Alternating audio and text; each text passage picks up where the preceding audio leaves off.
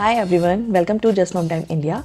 आज की वीडियो में कुछ इंपॉर्टेंट क्वेश्चन डिस्कस करने वाले हैं रिलेटेड विद पेनलेस डिलीवरी और उन सभी के आंसर्स आपको डिटेल में एक्सप्लेन करने की कोशिश करूंगी ताकि आपके जो थोड़े बहुत डाउट रह गए थे वो भी इस वीडियो में आज क्लियर हो जाएंगे।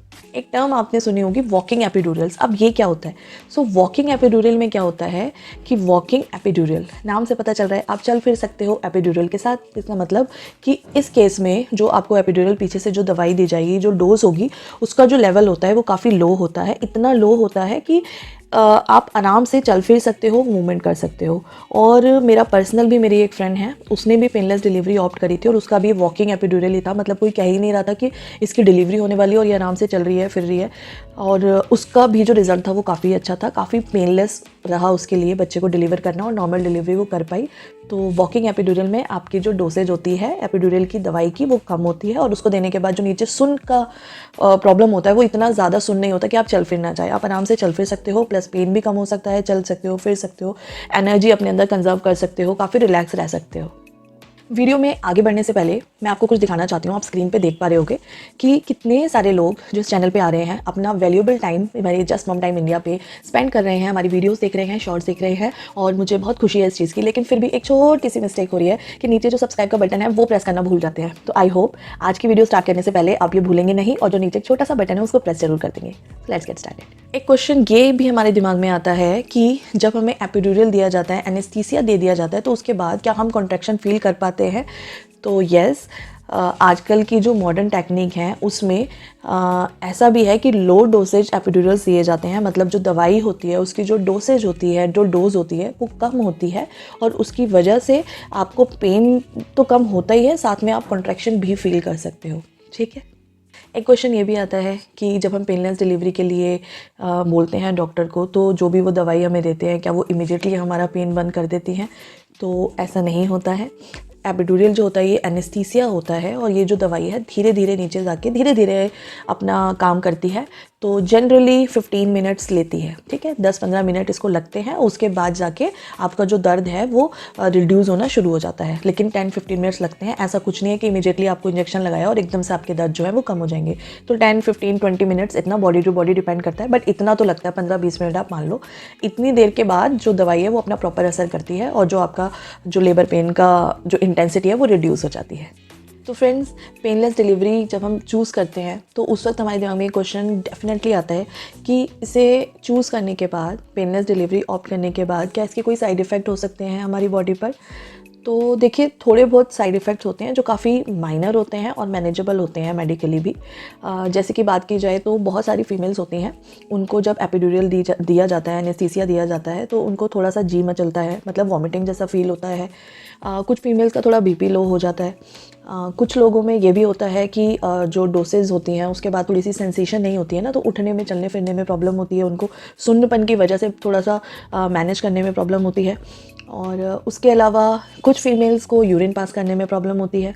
यही कुछ माइनर प्रॉब्लम्स होती हैं, लेकिन ये सारी मैनेजेबल है, इतनी ज़्यादा बड़ी नहीं है, हमेशा परमानेंट वाली नहीं है। कुछ टेम्परेरी ये 2-4 चीज़ें होती हैं जो हमारे को जब इंजेक्शन लगाया जाता है पेनलेस डिलीवरी में, तो ये थोड़ा बहुत प्रॉब्लम होता है बट, और ये सारा ओके है, माइनर इश्यूज़ होते हैं, मैनेजेबल होते हैं।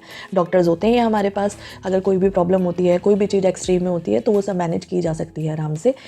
बस एक साइड इफ़ेक्ट ये भी ज़रूर होता है इसमें कि हमारा जो लेबर का जो टाइम है ना वो भी थोड़ा सा कई बार ज़्यादा लग जाता है, क्योंकि जैसे मैंने बताया ना, सेंसेशन थोड़ी कम हो जाती है। तो थोड़ा सा, बहुत फीमेल्स में ये होता है कि वो समझ नहीं पाती हैं सुन्न होने की वजह से कि कब पुश करना है बेबी को, तो जो लेबर का टाइम है वो थोड़ा सा कुछ फीमेल्स में ज़्यादा भी हो जाता है। एक क्वेश्चन ये भी आता है, क्या एपिड्यूरल लेने से जो मदर है वो लेबर पेन में रेस्ट कर सकती है? मतलब क्या रेस्ट पॉसिबल है डिलीवरी के टाइम पे? तो यस, डेफिनेटली। जब हम एपिड्यूरल ऑप्ट करते हैं तो इसका जो असर है 2 से 3 घंटे तक रहता है। ठीक है, 10-15 मिनट के बाद जब ये दवाई दी जाती है अपना असर स्टार्ट करती है और 2 आवर्स, 2.5 आवर, 2-2.5 घंटे तक ये असर रहता है।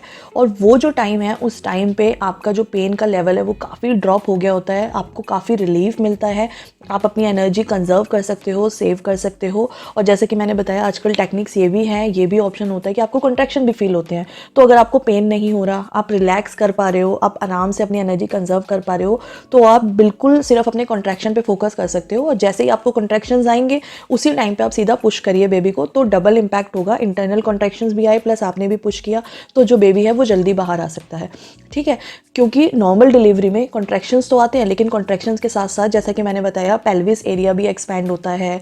ठीक है, और हमारी जो मसल्स हैं, जो हमारा सर्विक्स है वो डायलेट हो रहा है, तो हर तरीके का पेन होता है। तो हम सिर्फ कॉन्ट्रैक्शंस पे फोकस नहीं कर पाते उतना एक्टिवली। बट जब हमें एपिड्यूरल दिया जाता है पेनलेस डिलीवरी में, तो एपिड्यूरल्स के बाद क्या होता है ना, बहुत सारी चीज़ें जो होती हैं वो तो सुन हो जाती है, वो पेन हमें फील ही नहीं होता, और सिर्फ सारा फोकस कॉन्ट्रैक्शन पे होता है और हम अच्छे से फोकस कर पाते हैं, और जैसे ही कॉन्ट्रैक्शन आते हैं हम पुश कर पाते हैं। तो ये बहुत अच्छी चीज़ होती है कि हम कॉन्ट्रैक्शन पे फोकस करके विदाउट पेन आराम से डिलीवरी कर सकते हैं। एक क्वेश्चन और आता है जो मैं पहले भी बता चुकी हूँ कि क्या ये ऑप्शन सेफ़ है। तो यस, एज पर डॉक्टर्स ये ऑप्शंस बच्चे के लिए और माँ के लिए, दोनों के लिए सेफ़ है। अगर माँ को कोई मेडिकल प्रॉब्लम नहीं है, अगर डॉक्टर को उस वक्त लगता है कि आपके साथ कोई मेडिकल इशू नहीं हो रहा है, कोई प्रॉब्लम नहीं है, आप नॉर्मल डिलीवरी कर सकते हो, बेबी के साथ भी कोई प्रॉब्लम नहीं है, मतलब सिजेरियन क्यों करना पड़ता है, ज़्यादातर तभी करते हैं ना कि बच्चे ने पॉटी कर ली होती है, या फिर जो उसकी नाल होती है वो उसमें लिपट जाता है, उसकी नेक पे आ जाती है। ठीक है, ऐसे 2-4 एक्सेप्शंस केसेस होते हैं। अगर ऐसा कुछ नहीं है, बच्चे की पोजीशन सही है, बच्चा एक्टिव है, नॉर्मली पार्टिसिपेट कर रहा है नॉर्मल डिलीवरी के लिए, आपके साथ भी कोई इशू नहीं है, आप भी कर सकते हो, तो उस केस में डेफिनेटली ये ऑप्शन आप दोनों के लिए सेफ़ है, बच्चे के लिए भी और मदर के लिए भी, as per doctor. But still आप अपने आप से डिसाइड मत करिए। अगर आप सोच रहे हैं पेनलेस डिलीवरी के लिए, तो मैंने अपनी पहले वाली वीडियो में आपको बताया था, सारी चीज़ें, पूरे बेसिक कॉन्सेप्ट क्लियर करे थे, तो वो वीडियो ज़रूर जाके देख लेना। ठीक है, उसमें आपको पता चल जाएगा कि आपको पेनलेस डिलीवरी से पहले क्या क्या चीज़ें पहले से प्रिपेयर करनी है, और क्या क्या चीज़ें पहले से अपने डॉक्टर से, गायनी से, हॉस्पिटल में कंफर्म करके रखनी है। ठीक है, एक ये भी क्वेश्चन हो सकता है कि एपिड्यूरल का हमारे स्ट्रेस हार्मोन्स पे कोई असर होता है। तो यस, डेफिनेटली एपिड्यूरल जब हम ऑप्ट करते हैं, पेनलेस डिलीवरी लेते हैं, तो जो पोस्टमार्टम डिप्रेशन होता है उनकी भी जो चांसेस हैं वो काफ़ी कम हो जाते हैं। प्लस नॉर्मल डिलीवरी की जो सक्सेस रेट है वो भी अभी तक इसमें काफ़ी अच्छी है, काफ़ी पॉजिटिव है। तो डेफिनेटली जो आपको जो स्ट्रेस होता है, जो स्ट्रेस हार्मोन है, वो काफ़ी डेफिनेटली रिड्यूस होते हैं, और आपका जो माइंड है वो थोड़ा सा रिलैक्स रहता है, काम रहता है। आई होप ये वीडियो आपको पसंद आई होगी। अगर ये वीडियो आपको पसंद आई तो नीचे सब्सक्राइब का बटन है, उसको प्रेस कर दीजिए, और भूलना मत सब्सक्राइब बटन को प्रेस करना, सब्सक्राइब करके ही जाना। बाय।